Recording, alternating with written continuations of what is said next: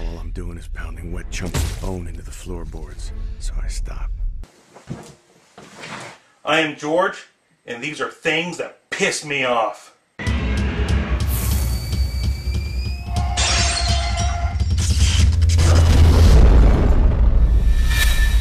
Remakes, or more specifically, people who continue to bash remakes. Remakes are not a bad thing. Hollywood has not ran out of ideas. They don't have any new ideas. They haven't since Hollywood started. It's the same 7 storylines, repeated, rehashed, redone, repeated, remade all the fucking time. Remakes are not new. They haven't been new since the fucking 30s. The reason Hollywood makes remakes is because they know it's going to bring in money. That's the whole point of Hollywood. Why did they remake Friday the 13th? Because they knew Friday the 13th would bring in money. Plus, it's a way to re-energize the franchise. It's not a new concept. To prove it, I have a list of movies that are from before people started bitching about remakes. Fistful of Dollars. Remake of Yojimbo. Little Shop of Horrors. Remake of The Little Shop of Horrors. Abbott and Costello meets The Invisible Man. Remake of The Invisible Man Returns. The epic Ben-Hur is a remake of the Ben-Hur 1907 and 1925. The Blob 1988 is a remake of Blob 1958. Scarface, the one everybody loves, the one that every gangster has a picture of, is a remake of Scarface 1932. The classic horror, The Thing 1982, is a remake of The Thing from Another World 1951. Don't tell me fucking remakes being bad. Some of the best movies we remember are fucking remakes. They are not a bad thing. To this day, they are not a bad thing. Why? Let's take, for example, a kid, 13 years old. Has he ever had a chance to go to theaters to experience and fall in love with the characters we grew up with? Freddy, Jason. No. Michael Myers touched that one in a moment. No, they have not. Why? Because they came out before his time. They were our generation. That's why we love them. But now, since the remakes are coming out, it reintroduces these characters that love and hold dear to a new generation. It creates new fans. It's not a bad thing to have someone go see the new Nightmare on Elm Street. Stop bitching about remakes. The Texas Chainsaw Massacre. The people today, the generation of today, did not have a chance to see the Texas Chainsaw Massacre in the fucking 70s. Why? They weren't fucking born yet! It's a good thing! Reintroduces and makes the character serious. Texas Chainsaw Massacre degraded into a transsexual transvestite. Look at the last Texas Chainsaw Massacre with Matthew McConaughey. Are you fucking kidding me? You're saying that'd be better than having the remake?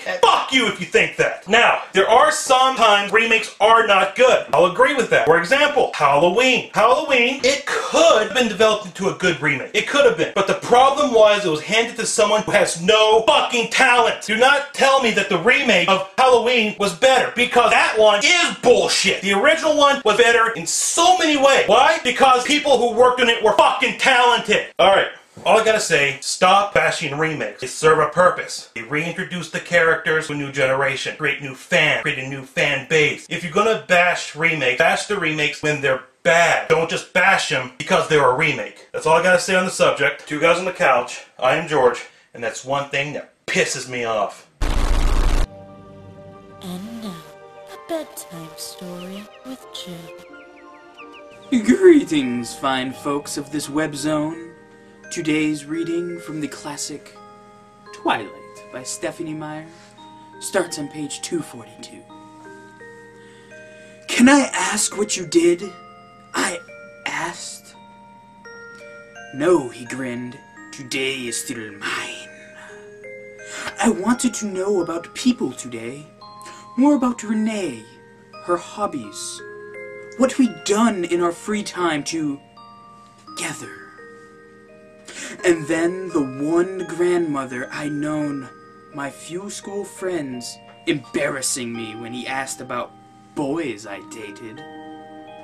I was relieved that I never really dated anyone, so that particular conversation couldn't last long.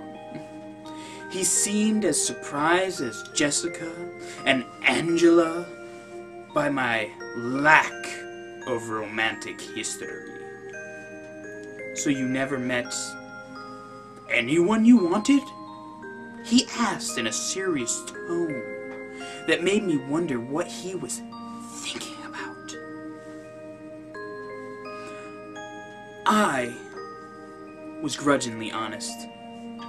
Not in Phoenix. His lips pressed together into a hard line. We were in the cafeteria at this point. The day had sped by in a blur that was rapidly becoming routine. I took advantage of this brief pause to take a bite of my bagel. I should have let you drive yourself today, he announced, apropos of nothing, while I chewed. Why? I demanded. I'm leaving with Alice after lunch.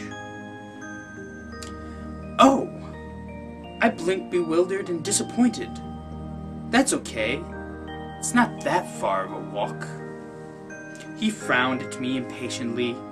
I'm not going to make you walk home. We'll go get your truck and leave it here for you. I don't have my keys with me. I sighed. I really don't mind walking.